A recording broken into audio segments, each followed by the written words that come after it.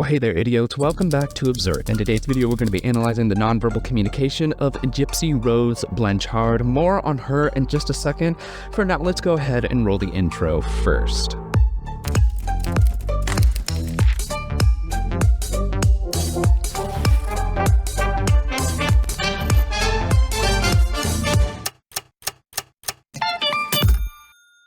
Cold turkey may be great on sandwiches, but there's a better way to break your bad habits. And I'm not talking about some weird solution from your high school friend that wants to get you involved in their latest MLM. I'm talking about our sponsor of today, Fume.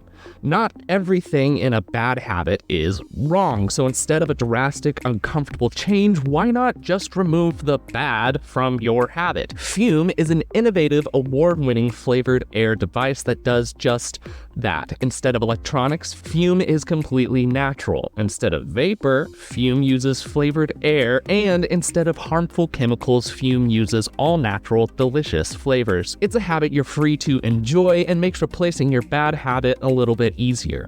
It fills the void in a natural, guilt-free way.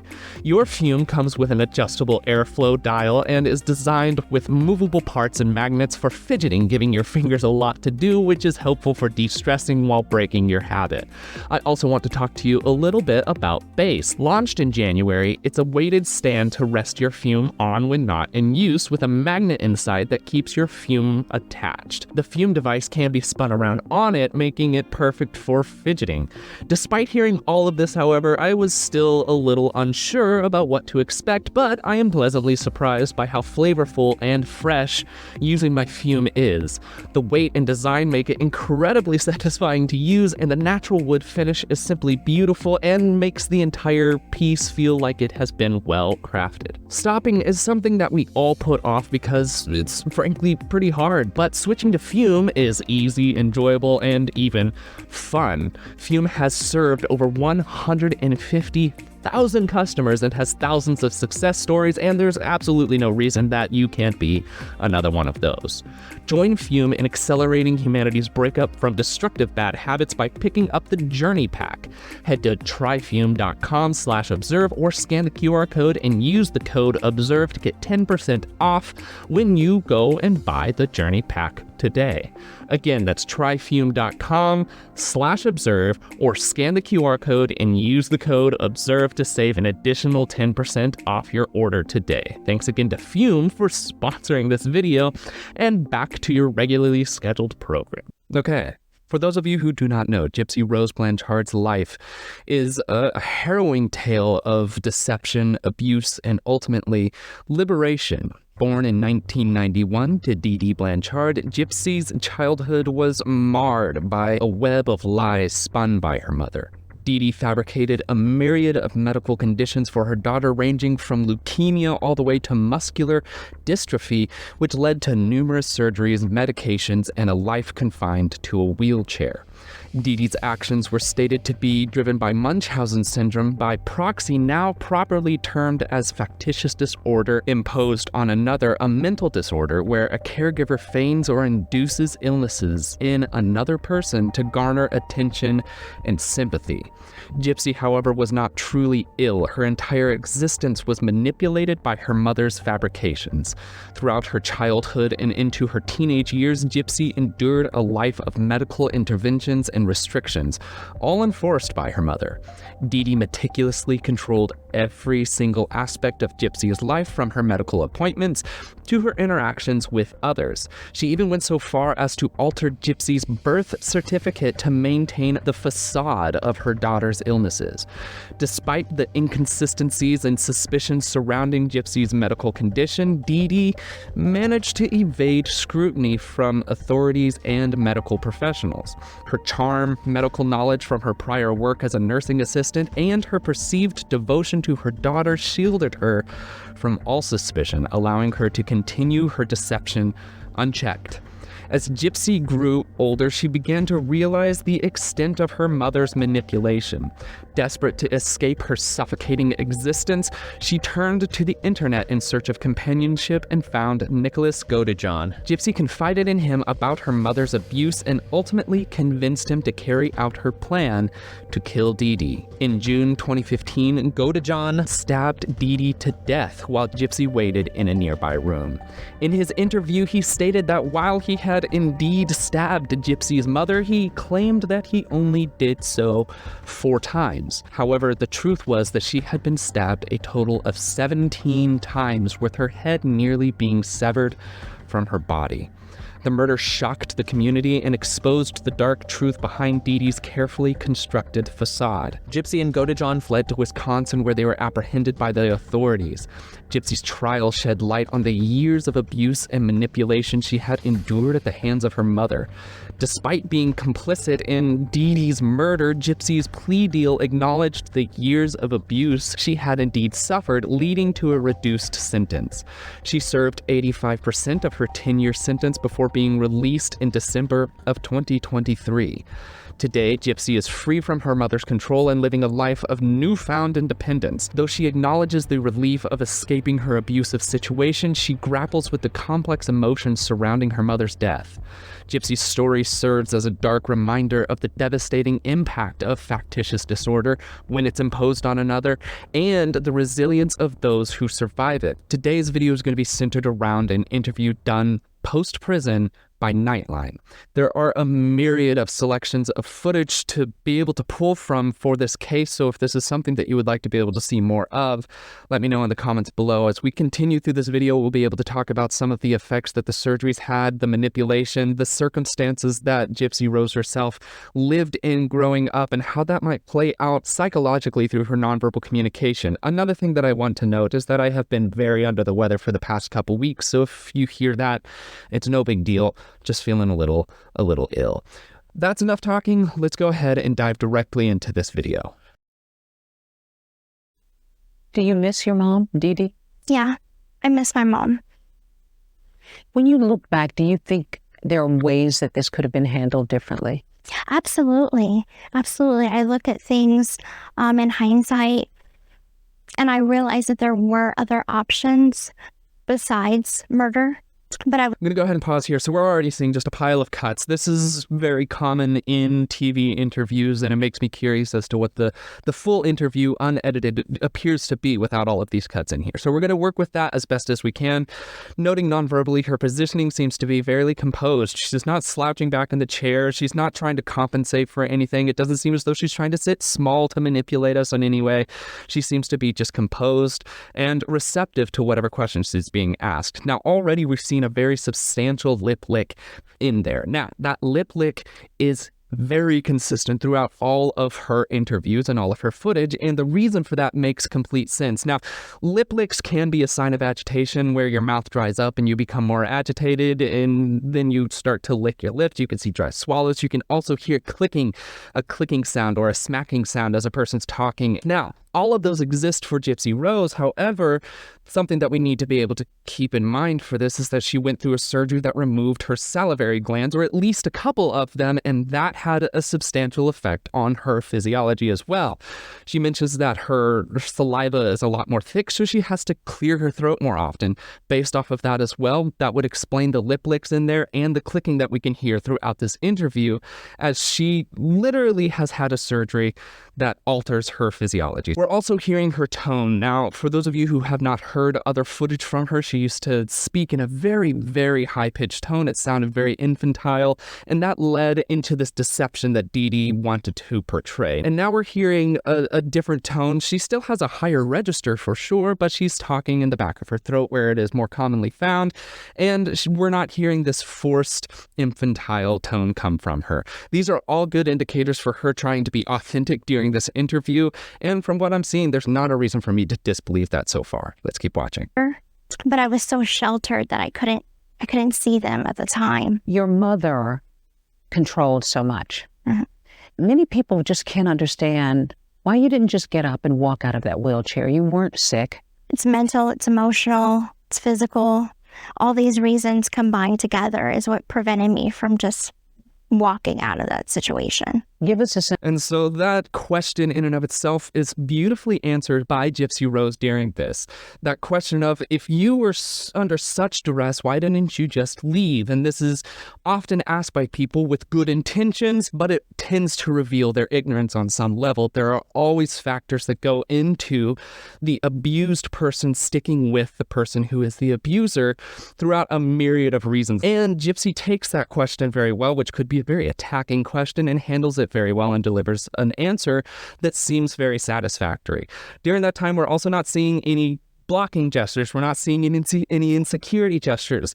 Nothing is coming out that's pushing me to disbelieve what she's saying here. Some people say that perhaps this is something that Dee Dee and Gypsy were in on together, and they wanted to be able to carry out this manipulation, and now Gypsy is trying to carry out a different manipulation. It's a fascinating point. This answer here kind of pushes against that idea altogether. Let's just keep watching. Give us a sense of the fear that you felt. I feared more than anything that if I ran away, that things would be worse for me at home. I actually didn't even want her to be killed. I just wanted out of my situation. And I thought that that was the only way out. So I think that there is this judgment on me that I killed my mom because I hated her. Okay, so during that part, again, a lot of cuts in there makes it a little hard to be able to see the nonverbal spillage around the actual verbal phrasings itself. We're seeing some nose shaking in there where she was saying, I didn't want her to be killed. And then that concept again is, if I ran away, I was afraid that inevitably when I ended up back home, that things would be worse because of it. So instead, I just went along with, and that is an extremely common circumstance in abuse, is that they are afraid of what could escalate. And that makes sense there. Again, she's not showing any areas of blockages. She's not showing any areas of perhaps desynchronization. None of that is existent. With that in mind, let's keep watching. Hated her, and that's not true. Are you ready to join the adult world? I am. I think that I have gained enough life experience behind bars. When you look at these pictures. Okay, so just in talking about that aspect that she brought up, where people are assuming that she hated her mom, and she's saying that's not true.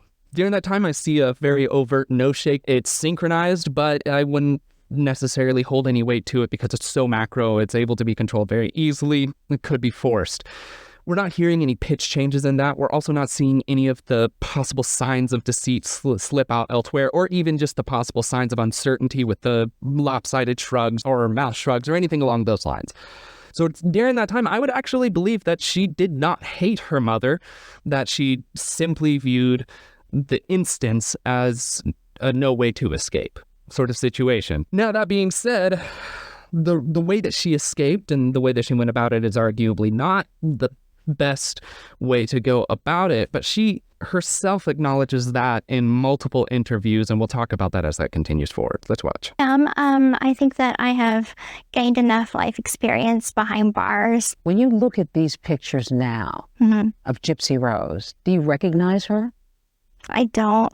I know that it's me, but at the same time, that isn't me anymore. You're trending on TikTok. People say... I'm going to go ahead and pause here, talking about now the separation of time here. So for the first 2 decades of Gypsy's life, she was very much oppressed and controlled by her mother. And then she went through a period of intense change behind bars. And she even mentions herself in interviews that the time behind bars was still more liberating than the experience of life she had before. And that really does paint a picture for many people who might not really gather how intense things can be for people in her sort of abusive situations. And so that also lets us know a little bit of the mindset behind Gypsy as she's giving this interview here. That also being said, I want to be able to acknowledge that she's saying that a lot of her growth and a lot of her experience for life was established kind of behind bars, and that could lead to some problematic behavior in the future. We're uncertain. It's still very new. She was just released in 2023, at the end of 2023,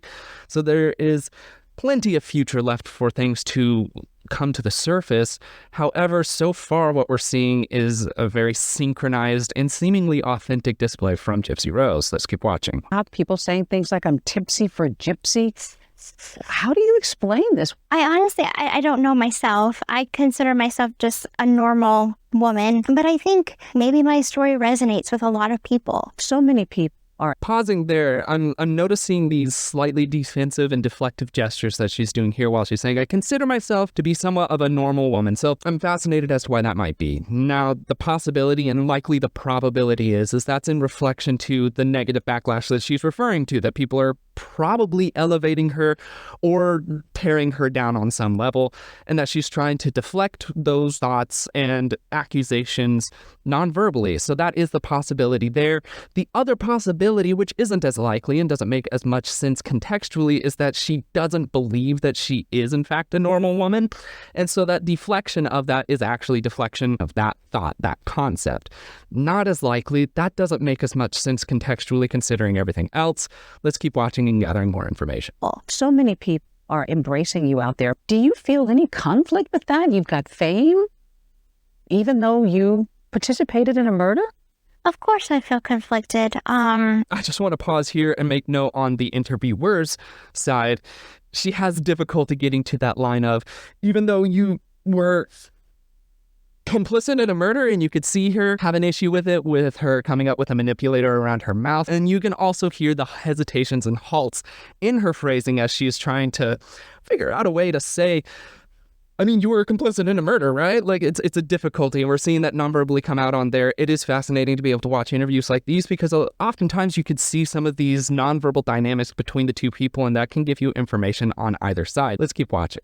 Fame is not what I'm looking for. I always said I think I'm infamous, and then I came out famous, but that's not what I want. I want to be an influence for change. I share my story to be a cautionary tale so that the next person that might be in a situation like mine where they are in an abusive relationship or they are feeling trapped, they don't take the route that I did. My mother told me and told the doctors that I had everything from leukemia to muscular dystrophy.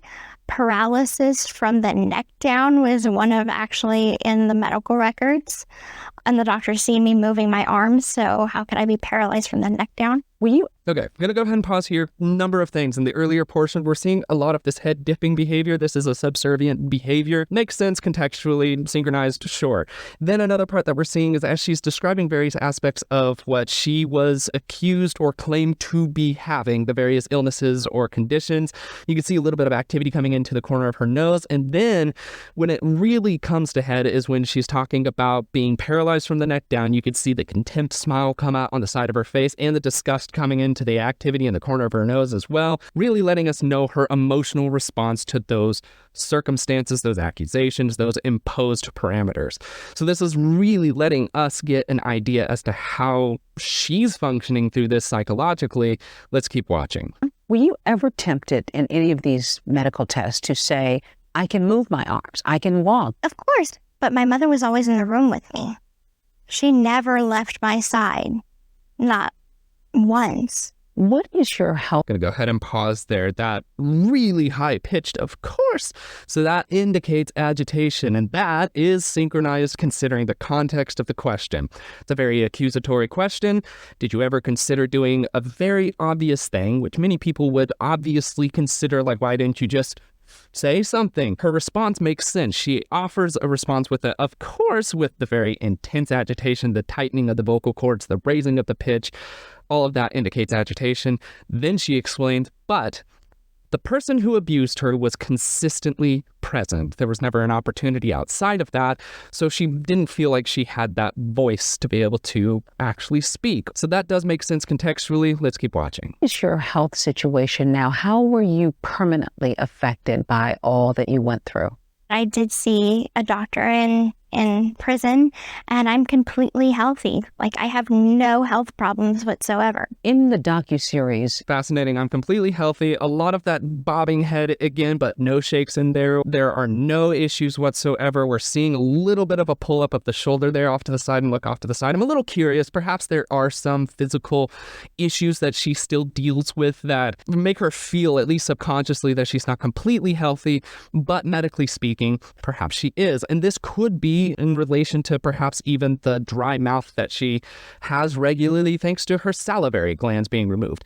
And I went through and I looked and I tried to find, she had roughly 30 procedures done on her before or within the first 2 decades of her life. And many of those were very invasive and very intense procedures. She had a feeding tube. Like I said, she had her salivary glands removed. She had dental issues as well, as her teeth were rotting out, and there were questions as to why that might be, not the least of which was some medications could have caused that. There were a myriad of medical difficulties that she underwent. According to a prison doctor, she seems to be healthy, but one has to know that that sort of trauma will stick with her for the rest of her life psychologically and oftentimes physically in some area, as well as the body does tend to remember. So with that in mind, that little spike of nonverbal communication in there does actually make sense contextually, as she herself might be aware of these things while having to say that medically she's okay. She's just fine. It's a fascinating thing to be able to make note of. Let's keep watching. series, you reveal something pretty surprising. You say that you were addicted to painkillers. How serious was this addiction? This is really hard to talk about because it took me down a really dark path. But I felt... Okay, so when the idea of this addiction to painkillers comes out, you see a prolonged blink come across her face. That could be a blocking gesture.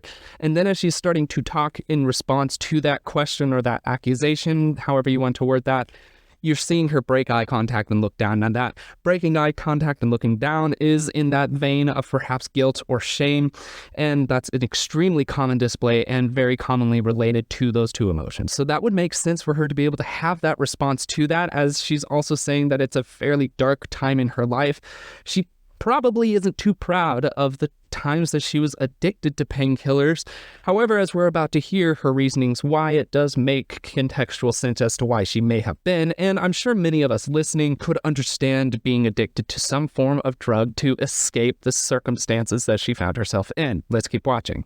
But I felt like it was my only way to cope for a time. Did your addiction have any connection to this crime? I think a part of it did. I would get high to stay numb, to not. I'm going to go ahead and pause there. She's talking about the addiction and how she used it to cope at this time. And as she's saying the words cope at this time, you see a pretty substantial activation in the corner of her nose, which could be an indicator, again, of disgust in relation to these painkillers. Again, I'm not gathering that she is very proud of her usage of painkillers, but as we're hearing verbally, as she's trying to explain, that was her version of escape. And it oftentimes is for people that can't find themselves a way to physically escape. They will find themselves a way to psychologically escape. She doesn't seem to be any exception to that rule. Let's keep watching. To not feel emotion. So when you made this decision to take part in the killing of your mom, were you high? Yes, I was. I was actually arrested with the pain medication in my bag. And do you blame that for your decision? No. I don't blame drugs. I don't blame anything. This is fascinating, and I appreciate this. First, her responses, they don't sound like she's really weighing her words or trying to think of the right response to these questions. They're very prompt. Yes, I was high. I had the drugs on me whenever I was arrested even. During that yes, I was high portion, she does have a very substantial eye-blocking gesture. Now, for those of you who don't know eye-blocking gestures, they are usually a prolonged blink, and they can be an indicator of a desire to separate oneself from whatever negative influences out there, be it the words that are being said. It could be because of a lie. It could be because they're not proud of something. It's a negative thing, and that blocking gesture comes in. That would make sense contextually. Then, interviewer asks a very important question is, do you think that that addiction caused any of this? Is that the reason for stuff? And this is literally the interviewer giving Gypsy a way out, a way to be able to hang her responsibility on the coat hanger of another. And if you're on this channel, you have seen people time and time again attempt to do this. And oftentimes it's guilty people as they attempt to hang their responsibility on anything else that they can possibly find, not the least of which here recently was Michael Barnett in regards to Natalia Grace. Anytime that he could find to move his sense of responsibility to somebody else, he did.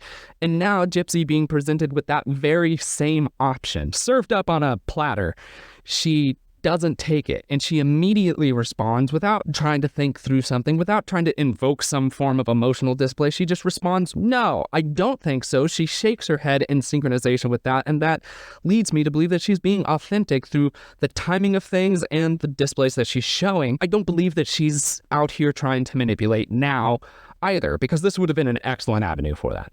Now, that being said, she did spend 20 years around somebody who was obviously masterful at lying and manipulation. That would be her mom, Dee Dee. So perhaps she's picked up some things from that. She could have grown up through that, and that's just part of her repertoire.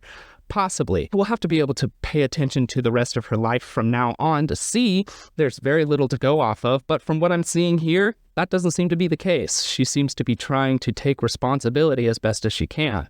Fascinating and very not common for people who are guilty of some form of manipulation. Let's keep watching. I don't make excuses. There's no excuse for committing murder. Your former boyfriend, Nick. I mean, that summed it up pretty well right there. There's not an excuse. And there can be a myriad of arguably great reasons, emotional reasons, but there's just not the excuse for it. And she herself acknowledges that. Again, pushing us towards her authenticity rather than her trying to paint herself out to be completely perfect in this scenario. Fascinating. Let's keep watching. And Nick Godejohn is serving a life sentence. Mm-hmm. Is it fair that he is incarcerated for life for killing your mom and you're out? Well, I'm sure that we both have a lot of regrets. All I can really say is that I did my time. He's doing his time for his part. And I wish him well on his journey. How much? Fascinating. Response to this, you hear a pretty high pitch register up there and a little bit lack of force behind there as well. So we're knowing there's some agitation, perhaps nervousness in regards to this question. And then we're seeing this head dip in there again, this subservient head dip. Now, if you would like to be able to have a little bit more unpacking about what goes into that, I actually suggest you go and check out the Behavior Panel's video on this. They did a very nicely done video on this. Go and check them out if you would like to.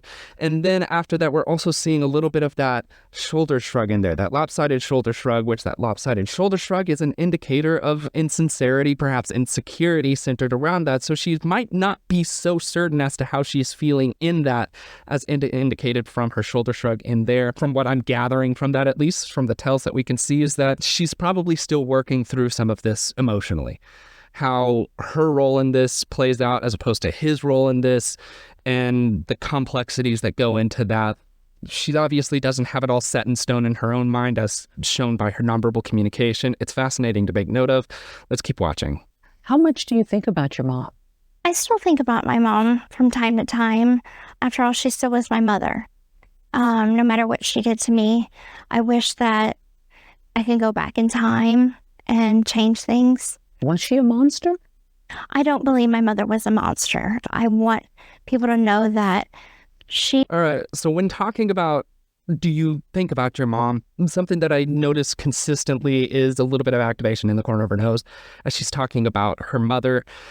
And that could be an indicator of disgust, and I wanted to be able to see around that. Is that something that's consistent in her baseline, that activation? That doesn't seem to be the case here for Gypsy, and that would make sense contextually. That emotional display would make sense contextually as she's talking about her mother, who did terrible things to her.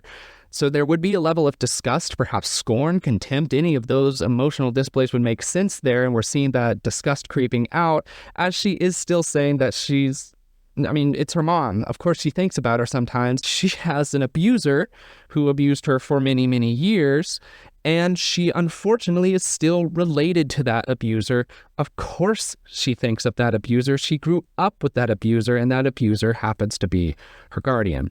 So that does all make sense contextually in there. Let's keep watching. She had mental illness.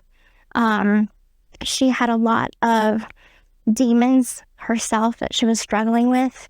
She was just a very sick woman. Prison. Fascinating. Ooh, so this contrasts so heavily to how Michael Barnett approaches his system of abuse. Those of you who don't know the situation, I do suggest you go watch the Natalia Grace series. It does let you know a little bit of context around abuse situations that are different while similar in some ways.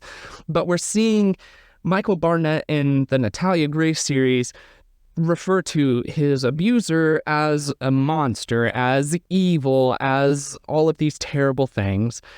But we're not seeing that from Gypsy. Again, Michael is trying to paint Christine to be the epitome of evil. He wants to hang every single shred of responsibility on her.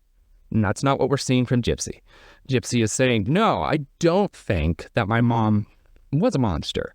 I think that she was mentally ill, and she recognizes that complexity, and she's not willing to just be like, they're just the worst human being ever. Again, trying to paint herself out to be completely fine and innocent in everything, even though arguably as a child, she was. Again, this is pushing us towards authenticity on Gypsy Rose's part, as opposed to something contrasting so heavily to Michael Barnett's. It's just fascinating to make note of. We're about to start diving into her current relationship, which she is in a current relationship now. Let's keep watching. Prison brought another unexpected change to Gypsy's life. She got a lot of letters, a lot of people. I started getting a lot of support letters. He just said, I would like to get to know you and I support you. And here's a little bit about myself. He sounded like a total sweetheart. And I'm like, I'm going to write this guy back. But you're really... All right, so we're seeing her talk about, obviously, her significant other is nearby. Could be in the room, could be in an adjacent room as she's doing this portion of the interview. But during this time, we're not seeing any negative nonverbal communication in regards to mentioning him. We're not seeing any contempt come out. We're not seeing any scorn come out. We're not seeing any disgust come out. So it doesn't feel like Gypsy has found this person to sink her clutches into, to do some sort of manipulative thing with. That doesn't seem to be the case, at least from what we're seeing nonverbally from her.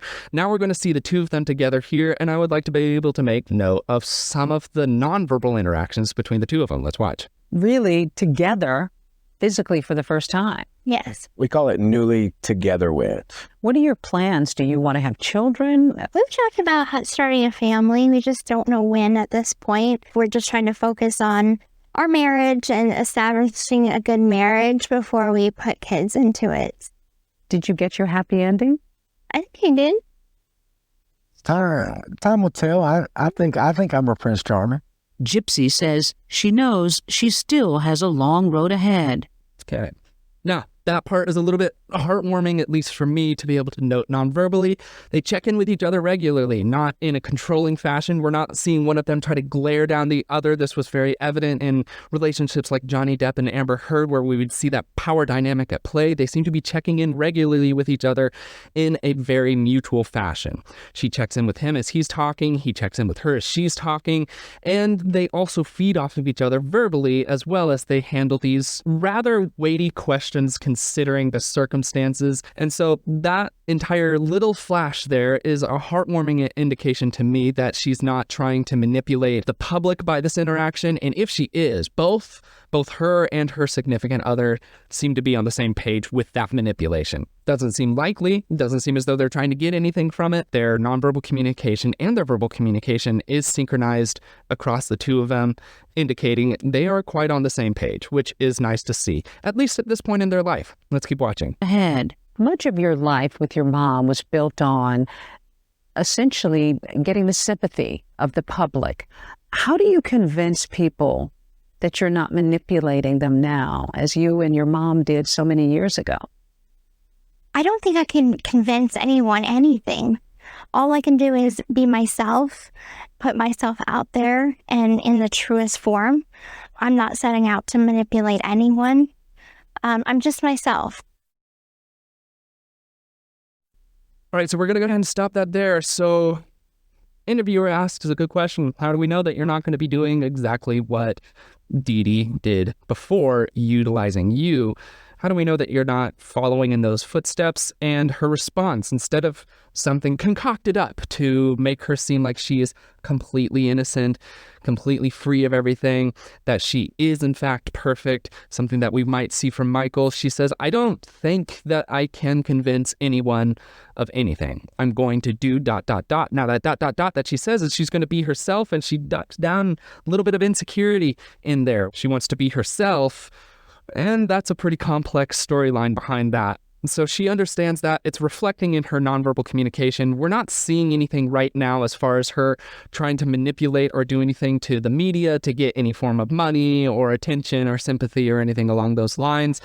That could change as time goes on, but at least as of right now, it seems to be okay. There's obviously more footage, like I said. If you do want to see more, even just to add more context emotionally behind everything, perhaps some of her prison time to see the difference between her in prison as opposed to her now, or if I'm able to track down any footage of the times prior, there's all sorts of possibilities in that realm, but the need for it doesn't seem to be there for me. This seemed to answer a lot of the questions that I have. But perhaps there are some of you that have more questions. And if you do have more questions, let me know in the comments below. That's what I have to say on that. Again, thank you to Fume for sponsoring this video. I have been greatly enjoying specifically the mint flavored one. It's very refreshing, and it feels similar to like Vicks Vapor Rub almost, but like you're breathing and it feels great. It's really fantastic. So it's helped me, especially as I've been sick here recently. Wonderful stuff. I suggest you go and check out that link down there and let me know if you do enjoy it as well. But without further ado, that's all that I've got for the day. My name is Logan, and you have been oh so awesome as you always are, and I will see you in the next video. Cheers, guys.